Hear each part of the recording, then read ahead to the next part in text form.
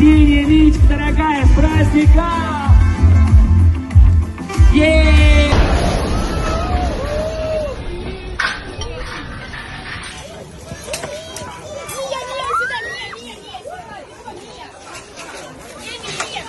Make a deal on F-35s, Mr. President? I will be able to easily if I want. So we may do that, yeah. But not yet. Well, it depends. He's going to do something for us, yeah. Please.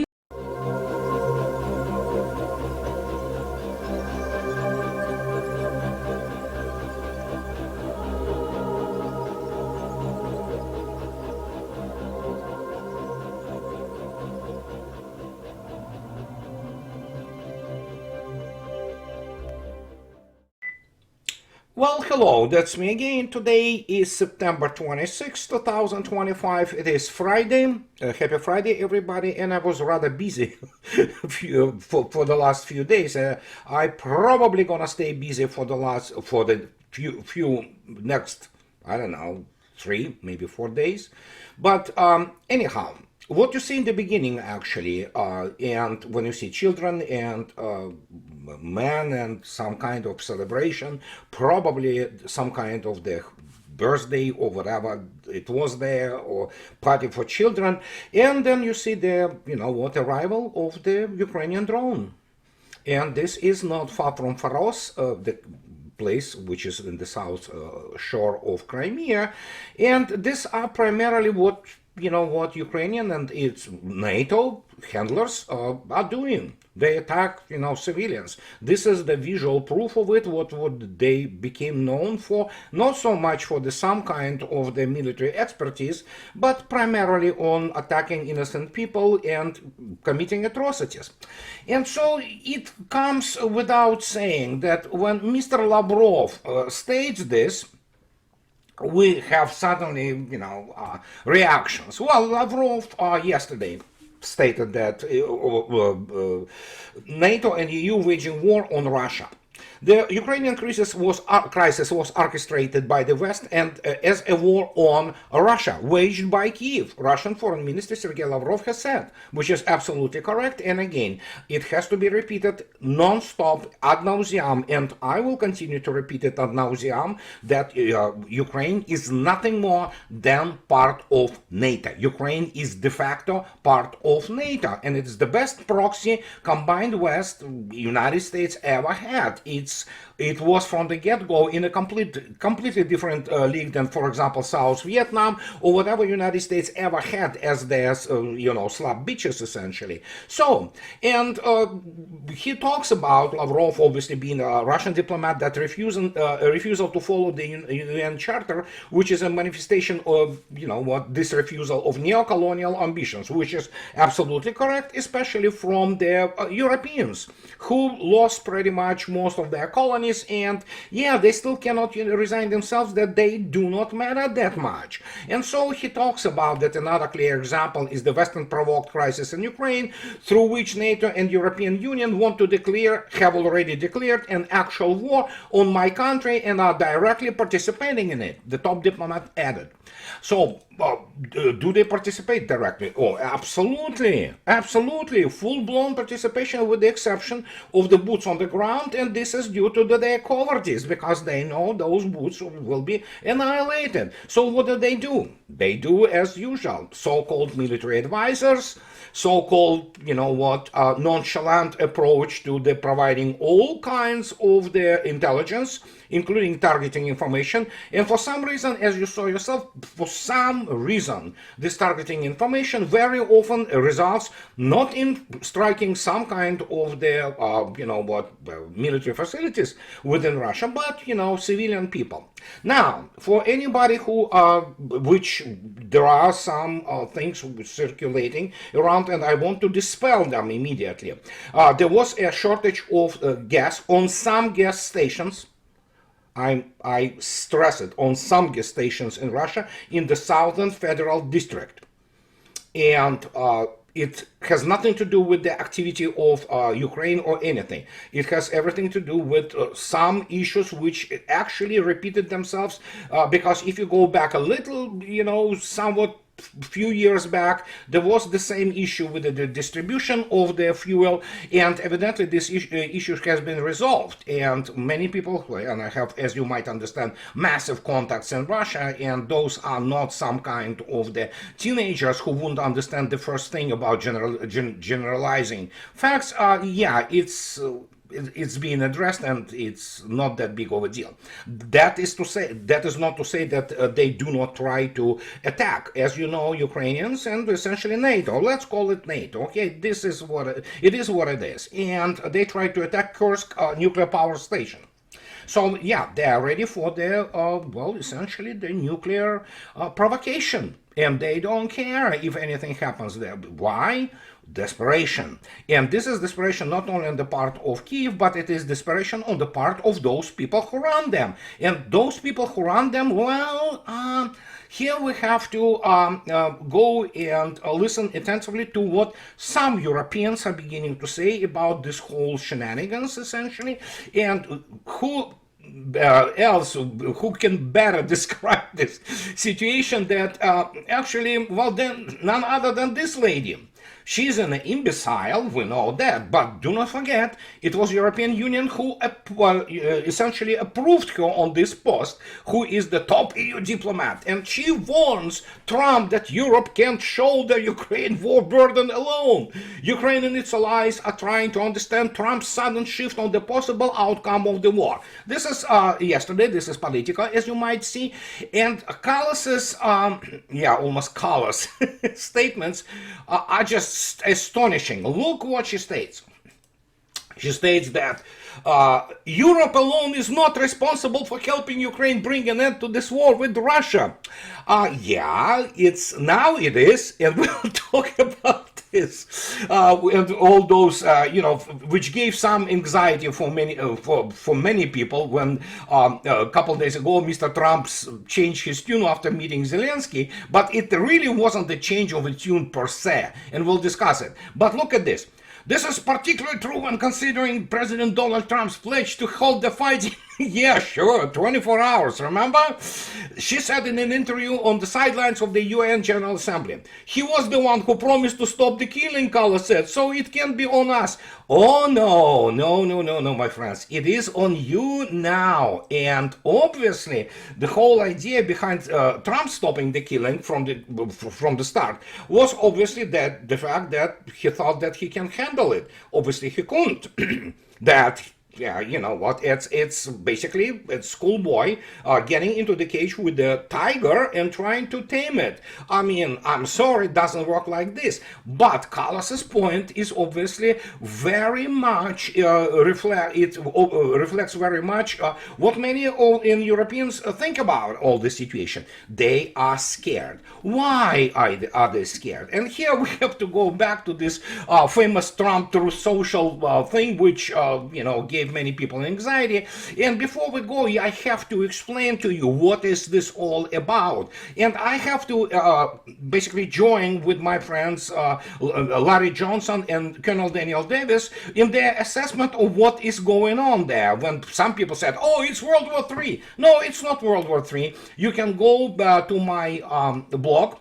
And a couple of days ago, I wrote about it. I explained there will be no World War III. And one of the reasons there are no resources, the United States has literally nothing to fight it with, except for the nuclear weapons. But then again, I mean, it's the purpose of any kind of the wars which the United States conducts most of the time, which are expeditionary wars away from the shores of the United States. And so, speaking about Larry Johnson and Colonel Daniel Davis, we can go to Daniel Davis, and he nails it. He says that Trump seeking cover from Ukraine downfall, and he is absolutely correct. I agree with him. And why, you may ask, suddenly this, has so much importance, so to speak. Well, if we go and take a look at today's tally, just yesterday, pardon me, it continues to stay pretty much around 1,500 per day. It's killed. So essentially, Russians, as I stress constantly, they annihilate approximately one full brigade of Ukrainian type brigade a day. And now that those rumors, they're not really rumors, they will be doing this, that the cannon fodder which ran away from Ukraine to Poland, Germany, what have you, European countries, and the United States, it's probably going to be returned back to Ukraine to be cannon fodder. That's what it is. Ukraine is running literally out of Ukrainians. And Russians are pretty much nonchalant about it. They're saying, you know what? If need be, we'll continue to do what we're doing, which is the killing. And I'm sorry to say it. It sounds horrible, but it is what it is. This is how the Europe and how the NATO and United States, especially under Biden administration, wanted it to be. And here it is, so there are no complaints. And when people say that essentially Trump, when you just can go and listen to what many of us said and many of us, rationalized, it's just the Trump's crude way. He is crude. He's essentially hot air balloon. He produces a lot of hot air. But this was his correct way out. Because in the end, that is why Europeans suddenly, like Callas and others, started to worry. Because essentially what Trump said, and as Daniel Davis correctly stated, he provided himself a cover. He said, Europeans, it's your word. Now, here's our equipment, which we didn't produce, and we probably will produce it in necessary quantities, but we will eventually sell it to you for you to convey it, essentially transfer it to Ukraine. This is, of course, devilish plan, but here is the issue. If you go back, for example, to my blog, for many years, it's probably from Trump's first administration. That was already there, true. And this was the plan from the get-go. United States stays behind the oceans and basically provides and shoves down the throats of those poor Europeans, American weapon systems, and yeah, there you go, profit, This is how Trump thinks, this is how many of his people think. And in this case, it is indeed, that is why Callas went, basically ballistic. She says, no, it's not us. No, guys, it is you. And everybody knows now, for people who even care to know, for people who even care to look at it, you don't need to have even serious military education or engineering education to grasp this issue that Europe literally has nothing. As I already stated, armed forces and military-industrial complex of Europe is pathetic. They cannot produce things which necessary even for their armed forces. And then suddenly they have the situation with United States. And then everybody discusses why Pete Hegseth gets all those, generals, admirals. I mean, it's unprecedented.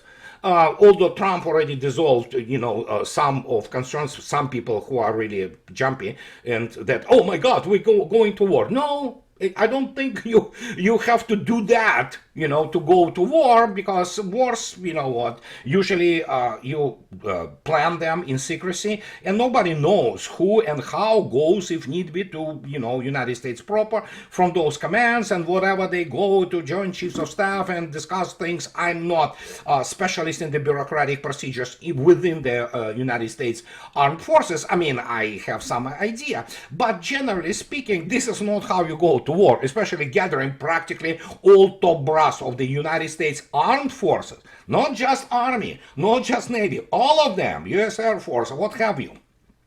And when you look at this, you say, why such a shift? Because there was a shift, and especially rhetoric of Trump and all that. Russians absolutely not, well, they met it with the Homeric laughter, obviously. And so what happens? Well, what happens is I'll give you one very teeny-weeny keyhole, glance into what is going on. Because Government Accountability Office, how convenient, just before Mr. Hegseth is about to meet all U.S. top brat, which is like truckload of generals, admirals, what have you. And Government Accountability Office issued this thing. Look at this. It's for this month. It's called the weapon system sustainment, various challenges affect ground vehicles availability for missions. Well, there you go. As you can see yourself, September 2025.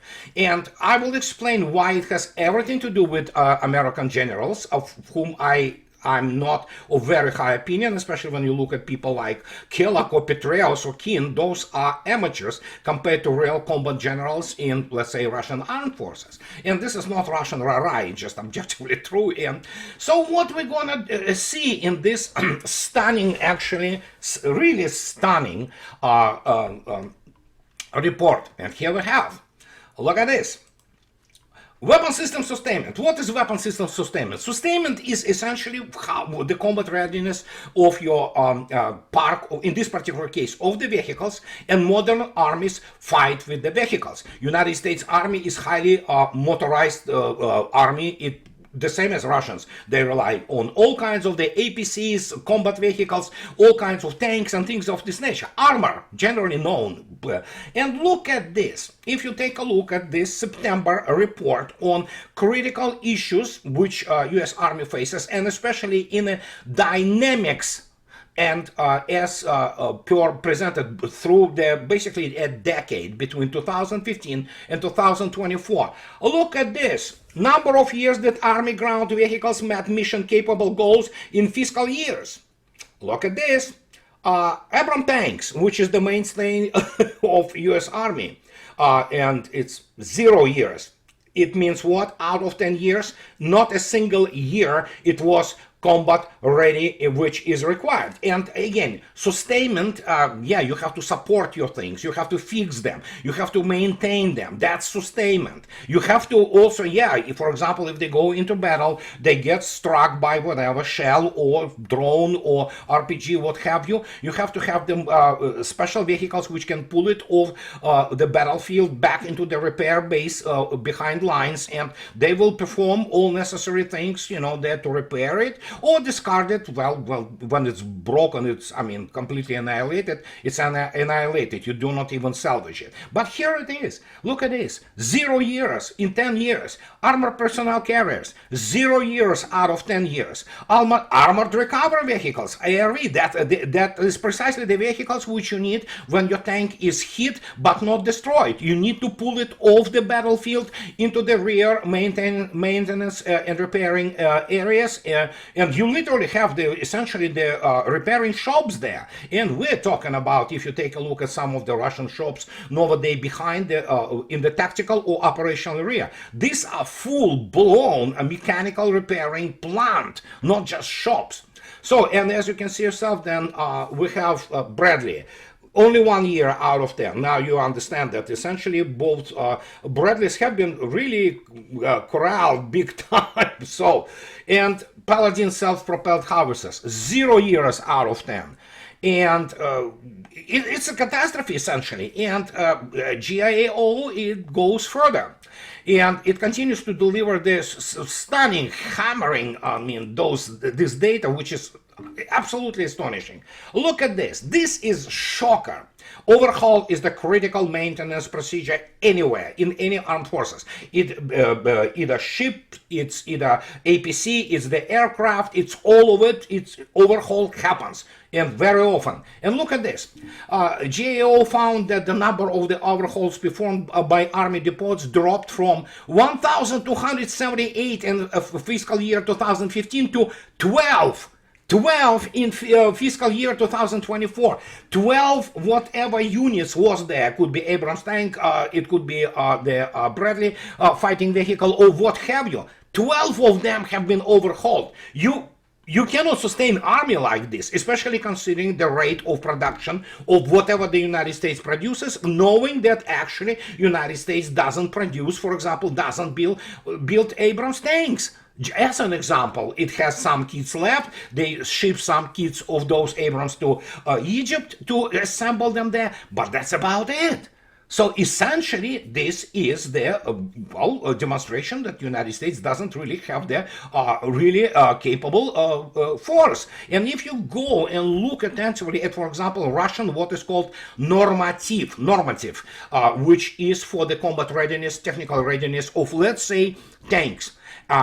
you have the company. If you have the company, which is 10 tanks plus one commander company tank, 11, out of those 10 tanks in the company, you have to have 9 tanks ready, completely ready, go and, perform a combat mission across the whole spectrum of it.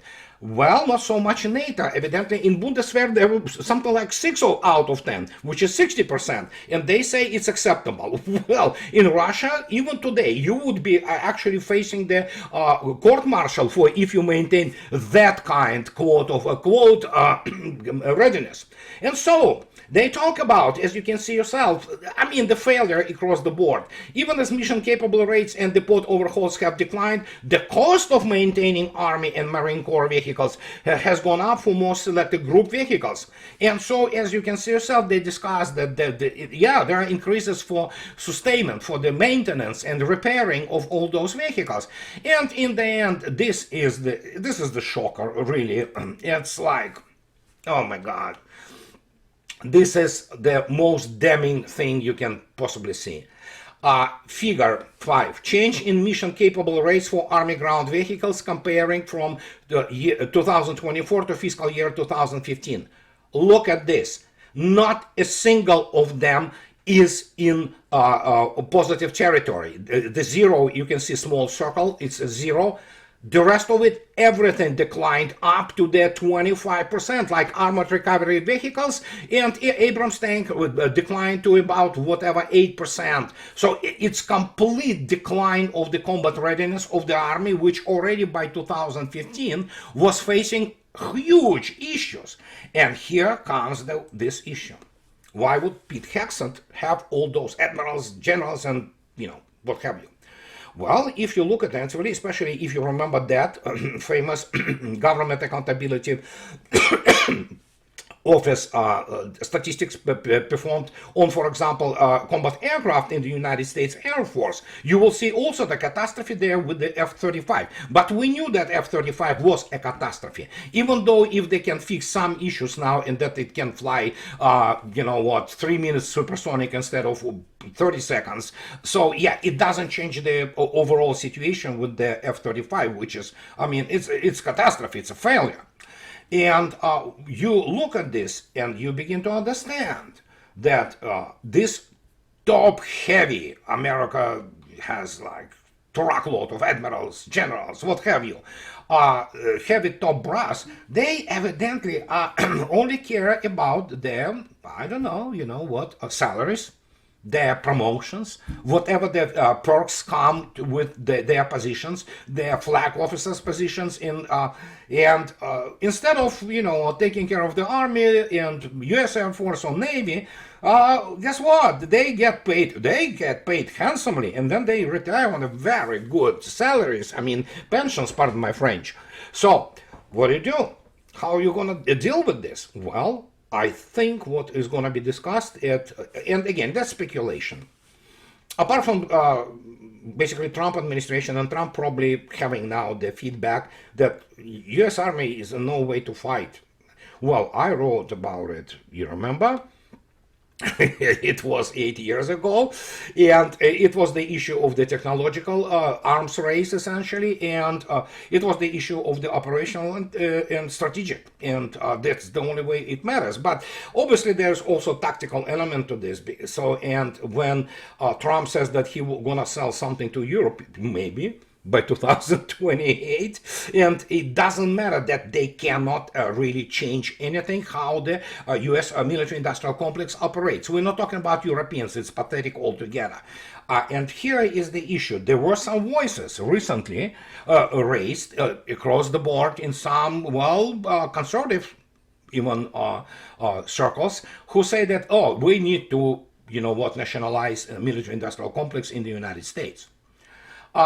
Well, the problem is it's not going to change anything, because in order for you to operate a military-industrial complex the way Russians operated, which they ramp up and it continues to ramp up this production, you have to have very different fiscal policies and you have to have very different culture. the industrial culture and management culture, and of course military culture. You have to have general staff. United States doesn't have general staff, and it will not have general staff because it is a completely different story with Russians, for example. But yes, obviously special military operation, how to say it, it's paraded. It's, you know what, showed the situation with the U.S. armed forces, which are not combat ready for any kind of serious conflict. It never was, but now we have those tangibles. And guess what? Guess who allowed that? Well, these were supposed to be those generals and admirals who were supposed to putting themselves in danger with the bureaucracy, saying, well, you know what, if not, I'm retiring and then I'm going, you know, blow whistle on all that we are essentially the paper tiger, which it is. So, but how many of them did that? Well, no. Come on, those billets, they pay well. There are so many privileges and perks which come with it. Hey, not private jets really, they're service jets, but you know what, Learjet, why not? I need to fly somewhere to play golf. And this is not a meme. That was the case. It was the case already in the 80s with Reagan, with his 600 ship navy, with all kinds of things like that. Yeah, a lot of money poured in. Guess what they got out of it? They got out of it the same table of organization and equipment in 1980s, which we have essentially today. It didn't change anything. And that is why United States Army, or United States as a whole, they cannot win any freaking war. And it will not be able, even now against this, you know what, people in sandals. Remember to open the, you know, Prosperity Guardian and US and NATO navies, you know, to uncork, you know, so to speak, the Red Sea. Yeah, I have news for you. Nothing happened, likes. And essentially the Navy just simply faded away, you know, like Mr. MacArthur. So, and this is the situation. But if that hasn't been enough, now we have the, what can I say? That's the other thing. And this is another sign. Look at this. This boy, our, you know, the guy who, remember, that's what they showed him. He was speaking to the empty, essentially, General Assembly. And then, of course, the Ukrainian specialist in CGI added, you know what, that actually the whole of the United Nations, the Congress hall, was filled with people who listened to Mr. Zelensky. Reality, however, of course, well, CGI can do a lot of things. You know, we know that it's CGI, it's neural networks, it's easy nowadays. And so here we have this. My God, why is the change in the position? It's stunning. Here it is today. Mr. Zelensky allowed the discussion of the new borders of Russia and Ukraine de facto. Look how he frames it. If there is a ceasefire tomorrow, no, there will be no ceasefire tomorrow. If we do not have the strength to, no, you don't, the whole combined NATO doesn't have strength to do anything about it, to return these territories, then we are ready to talk about it. We are ready to return them sometime in the future by diplomatic means, not by weapons. He answered a journalist's question of Axios about the willingness to recognize the change in boundaries. And here it is. Moscow has repeatedly stressed that the region that have become part of Russia have become an integral part of it. Yes, by constitution. This is an undisputable, indisputable, and non-negotiable fact. So, on Wednesday, presidential spokesman Dmitry Peskov called erroneous the statement that the armed forces of Ukraine can allegedly win back something. Ukraine's position on the battlefield will only worsen. And this is exactly what is happening, and these are the signs. These are indications of what is happening right now, and it comes across, and you know, across the whole board, so to speak, across the political, military, media institutions in the West. They suddenly recognize it. They cannot hide this anymore. And even these bimbo collars who wanted to defeat Russia, you know, march on Moscow, what have you, suddenly she said, no, yeah, we're not alone. No, you are. Because, as I already stated, whatever Vladimir Putin was talking to Mr. Trump in Alaska, and whatever they settled, I am on record for now, I mean, how many years, and from the start of the special military operation that eventually the United States will be defeated. But Russians will not allow United States to be completely humiliated for a simple reason, because superpowers, they move in a different universes. They have different, what have you, morality. Above even morality, there is the issue of the balance of power in the world, without which the world will cease to exist. It will result in the catastrophic war. We are not in 1914. We are in 2025, and with the number of the nuclear weapons, which can obliterate life on the earth, all of it, like 5 or 6 times over. So for people who do not understand what kind of game is there, I have news for you. It's very serious, and sometimes morality have to take the second place over the overall concern for the fate of humanity, which in the end, when you look attentively what it comes down to, it is moral in itself, because we sometimes sacrifice, and the sacrifices have to be made. And this is exactly what is happening. And Mr. Trump, he essentially now washed his hands off, and he is allowing the United States crawl out of this mess. And this is exactly what happened. And then when you look attentively at the state of the U.S. Armed Forces, and it is horrendous state, and when you look attentively at what can they possibly do in terms of the projecting power of fighting real war, which requires large formations, hundreds of thousands, if not millions, of troops, and sustain them in the battle on the battlefield, provide them with everything from rations to medical, support to what have you. It's an immense undertaking, which requires an extremely serious professionals who know what to do. Because as we all know, when amateurs talk about the tactics, professionals talk about logistics. And that's exactly true. And just, to wrap this up, I can show you that how the, karma catches you. Here's the guy. He thought about himself as very, big dude, France. Well, you remember that, yes?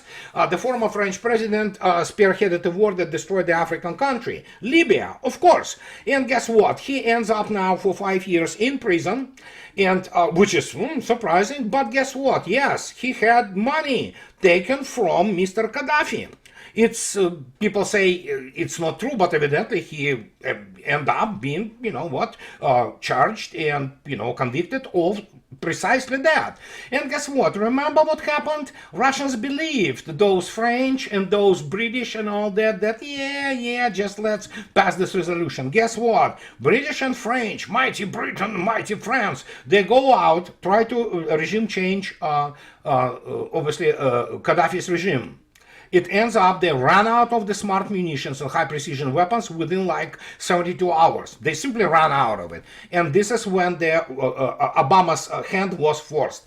I don't like Obama. I abhor him. But I have to give United States here the benefit of the doubt, because indeed United States was forced to support actually second tempo of this bunch of losers from France and United Kingdom, who literally ran out of weapons and didn't have resources to regime change Gaddafi's regime.